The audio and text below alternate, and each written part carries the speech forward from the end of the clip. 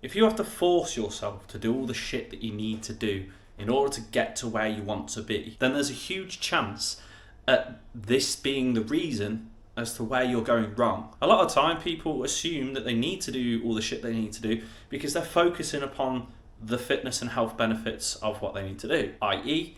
you're going for a walk and you're getting your steps in because you know it's going to help increase your caloric expenditure, it's going to increase your health, it's going to increase your fitness, and ultimately it's going to make you feel better. People go to the gym because they assume that it's going to be good to get stronger, it's going to be good to keep fit. People think that they need to cook nutritious, whole, healthy meals in order to give them the nutrients they need in order to function properly. You get the idea. This is not an illogical way to think about it. This is not an irrational way to think about why you need to do the things that you need to do, because you are going to get these things 100%. But they're not relating to you on an emotional and human level. Like, fitness is all good, but the annoying thing about it is it can be a little bit boring. So going for a walk in order to get your steps in, despite the fact that it's the rational way of thinking of it, is a very, very boring, very, very cold way to think about it. Here's what I recommend you do in order to help you adhere to it even more so. Have an aim which doesn't relate to fitness. Like, do these things that you need to do for a reason other than the fitness benefits you're going to get. So for example, go for a walk, not because you need to get your steps in, but because you actually want to get somewhere. You want to go and see a friend, you want to go to the shops, you want to get rays on your face so you can get a decent sun-kissed tan. But if you're anything like me, please whack on the factor 50, because I honestly can burn in fucking 10-degree heat. It's mental, honestly. Go to the gym with a set goal and a set outcome of that gym session, rather than just going in and thinking, I'm going to do this, this, this, and this because I need to do it because of my fitness goals. Go with the intention of achieving a certain personal best that day, or trying out an exercise that you've never tried out before. Cook food not because of the health benefits, but because you really, really want to taste a certain other food, or you want to taste how a certain other meal tastes. Start focusing upon the fitness and health benefits of what it is that you need to do, because as I said, even though they're very, very beneficial, they are ultimately quite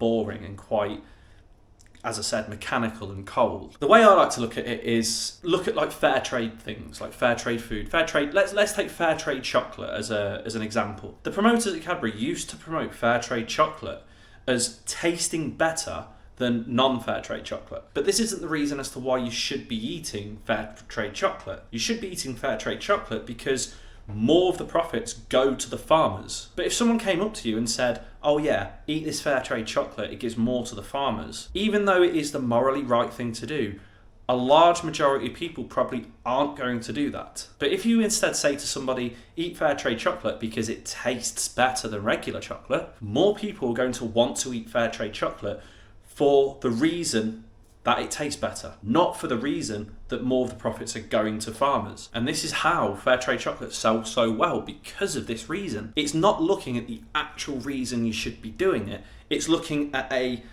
secondary reason as to why you're doing it and promoting that, because that is way more emotionally impactful and way more human than the alternative. And this is what you should be doing with fitness. This is what you should be doing with the shit that you need to do.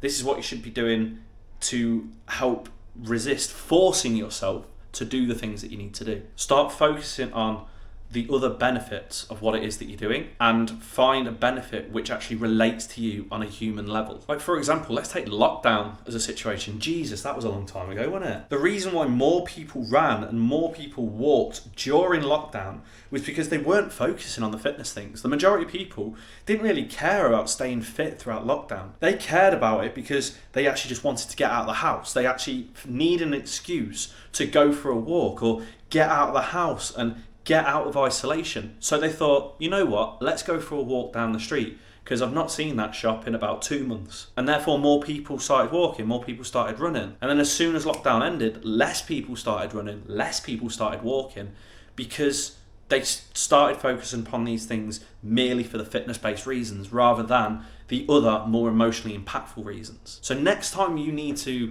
get your steps in or go to the gym or eat certain food, look at it as you're doing these things for an emotionally impactful reason other than the fitness-based reasons. And I guarantee you'll find it way easier to adhere to and way easier to do, and you won't be forcing yourself to do it because the reason as to why you're doing it actually means something to you. Like if I said to myself, I need to go on a 30-minute walk for no aim and no reason other than I need to get my steps in, I'll most likely not do it. But if I instead said, I need to go and see my friend who lives 30 minutes away on the other side of town, I'm going to want to do it because ultimately I get to go and see a friend. Even though I will be getting the steps in, that's merely a byproduct of seeing my friend. You know what I mean? So yeah, I hope that makes sense and I hope that helps. If you did like this video, please feel free to give it a like. If you want any questions answered that you might have, or you've got anything that you want to say, or you want anything that you want to discuss, feel free to leave a comment below because I can talk for England and I'd be more than happy to talk to you about it. Alternatively, if you do want to catch the next video,